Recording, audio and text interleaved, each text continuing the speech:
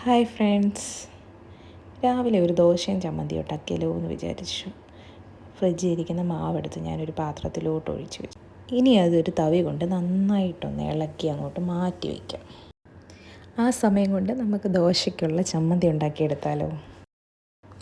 ചമ്മന്തിക്കുള്ള സാധനങ്ങളെല്ലാം ഫ്രിഡ്ജിൽ നിന്ന് എടുത്തുകൊണ്ട് വയ്ക്കാം.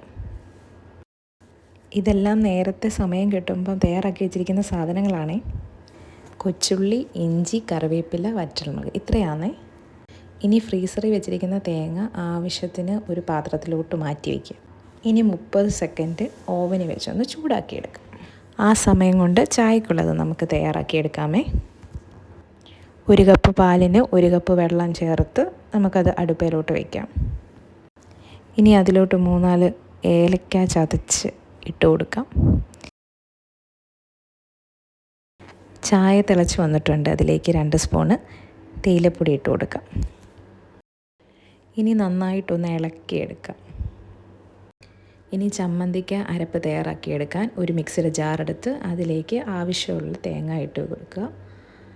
അതിലേക്ക് 2-3 കൊച്ചുള്ളി, ചെറിയ കഷ്ണം ഇഞ്ചി, 2 വറ്റൽമുളക്, 2-3 കറിവേപ്പില, 1/2 ടീസ്പൂണ് മഞ്ഞൾപ്പൊടി, 1/2 ടീസ്പൂണ് മുളക് പൊടി, ആവശ്യത്തിന് ഉപ്പും ലേശം വെള്ളമൊഴിച്ച് അത് അരച്ചെടുക്കുക.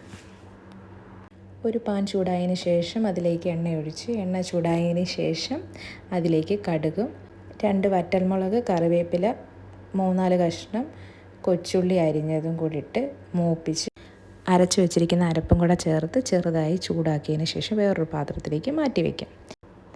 ഇനി ഒരു ദോശ ചുട്ടെടുത്താലോ. ഇനി പാൻ ചൂടായതിന് ശേഷം അതിലേക്ക് ദോശമാവ് ഒഴിച്ച് ലേശം നെയ്യും കൂടെ അതിലേക്ക് ഒഴിച്ചിട്ട് ചുട്ടെടുത്താലോ.